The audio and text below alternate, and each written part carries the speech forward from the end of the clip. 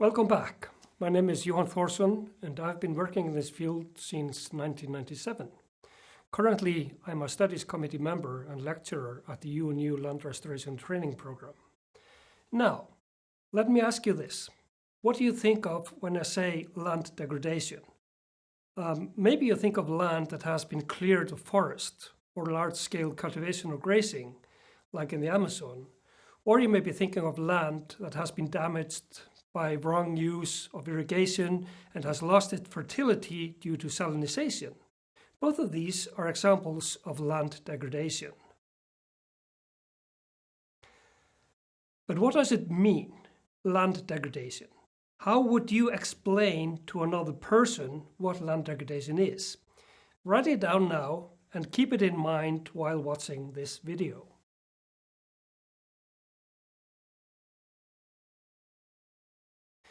After watching this video, you will be able to explain what land degradation is and how land degradation affects ecosystem services, processes, and resilience. You will also be able to describe the main processes, signs, and drivers of land degradation. In our last video, you learned about the importance of the energy, water, and nutrient cycles for the functioning of the ecosystems. They are all interlinked, and if these cycles, which we call ecosystem processes, are damaged or broken, it results in reduced capacity of the ecosystem to provide goods and services. This is what we call land degradation, or ecosystem collapse, if one or more are missing or severely dysfunctional. Land degradation occurs when the crucial ecosystem processes are disturbed in a negative way due to use of land, causing loss of vegetation cover and soil fertility, affecting the main processes and functions of the ecosystems.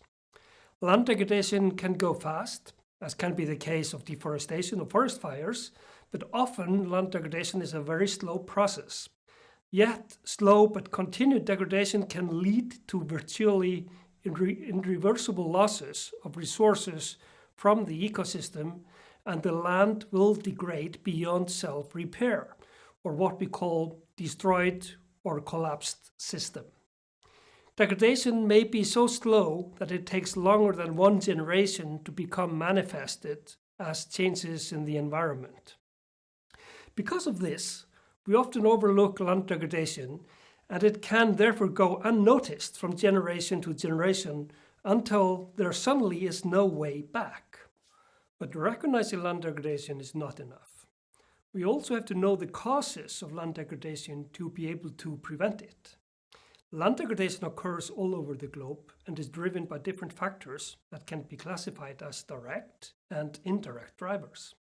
The direct drivers are land conversion, such as drainage of wetlands to improve grazing land, or land clearing to expand arable cultivation. Other direct drivers are overexploitation by too high grazing pressure, pollution, species introduction, natural hazards, and also climate change. The indirect drivers are related to market developments, economic, socio-political, demographic, cultural, and technological changes that may lead to changes in land use or land management decisions. It is clear that the direct and indirect drivers are linked. Land conversion, for example, and overexploitation are linked to population growth and the need for food and energy production for the global population. But land conversion and overexploitation are also linked to businesses that are driven by short-term and immediate profit in monetary terms. Increasing demand for food and fiber often results in increasing intensity of cropping systems and cultivation of marginal lands. When this exceeds the capacity of the land, land degradation occurs. So when the ecosystem cannot sustain or increasing needs of food and fiber, poverty results and livelihoods are at stake. People start to migrate, first locally, then globally. That results in disruption of the social system we know, with local, national, and global consequences. This has occurred repeatedly in the human history. Throughout history, societies have depended on fertile soils and productive ecosystems. Expansion of ancient empires was based on control over ever-increasing areas with fertile soil to grow food. But societal collapse was brought on by unsustainable use of the land, which exhausted the soil and caused collapse of ecosystems.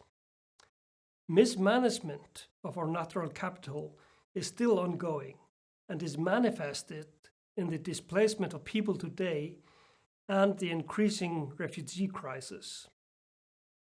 On the other hand, based on centuries of experience, local communities often have adopted strategies of sustainable land use.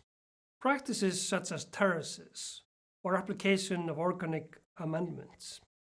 However, often these strategies are abandoned due to intensified land use, practices, external markets pressures, or when the local knowledge is lost. Today, we have all the means to learn from history and prevent land degradation as soon as we see the first signs.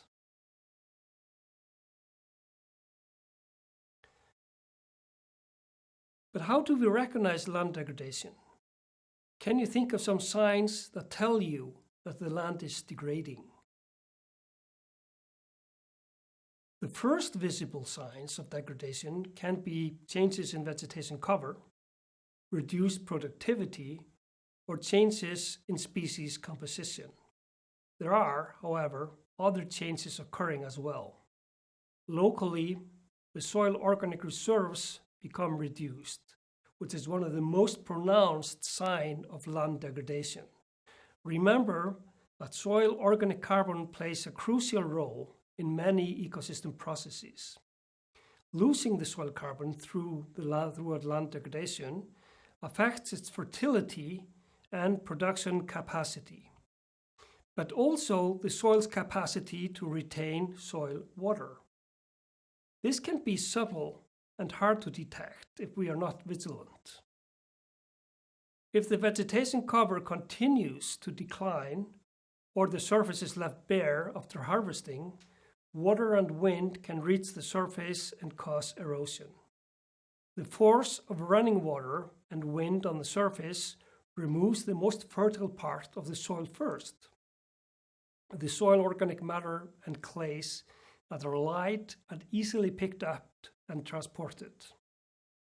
These fine particles hold the energy, the nutrient, and water reserves of the system. Loss of those particles degrades the fertility of the land even further. Common signs of water and wind erosion are pedestals, rills, and gullies, as you can see on these photos. All these on-site degradation processes are leading to loss of soil fertility, but they can also have severe off-site impact, such as floods, sedimentation of streams, deltas, harbors, reservoirs, and other damage to our infrastructure.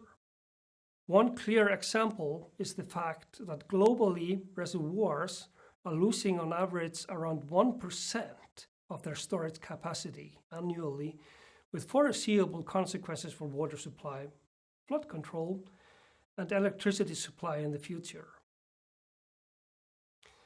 You will realize by now that land degradation is the outcome of unsustainable use of our resources and is costing us a lot in terms of lost agricultural production and other ecosystem services. But when land degrades, we are losing even more. Degraded land is less prepared to resist disturbances than healthy land. In ecology, this is called a loss of resilience. Resilience is the capacity of an ecosystem to self-recover from a disturbance, such as forest fire, drought, or land mismanagement. Stage 1 on the slide represents healthy ecosystem, the green line, where you can see that the land can recover from a disturbance relatively fast. Stages 2 and 3 represent degraded ecosystems. They are more sensitive to disturbances and may not recover to a similar state following a disturbance. What is important here is that degraded land is not as efficient as healthy land in tolerating disturbances brought on by nature or by human activities. Let us not be blind to the main cause of land degradation in the world. It is unsustainable land use and overexploitation of land resources. But land degradation is often more severe where land is prone to natural stress caused by fluctuating climate, droughts, or torrential rains. However, the main cause, and the only one that we can address directly, is unsustainable land use. Now, how would you explain to your colleague what land degradation is? Write it down. Land degradation refers to changes in ecosystem processes, energy, nutrient, and water cycles that result in reduced capacity of ecosystems to provide goods and ecosystem services. Today, with all the wealth of information and ability to share knowledge at our hands, we can all make a difference. We do not have to repeat the errors of the past. We can make our land use sustainable. To help us do that, we will tell you about the concepts of land condition and land potential and how they can be used to recognize suitable management actions. That will be the topic of the next video.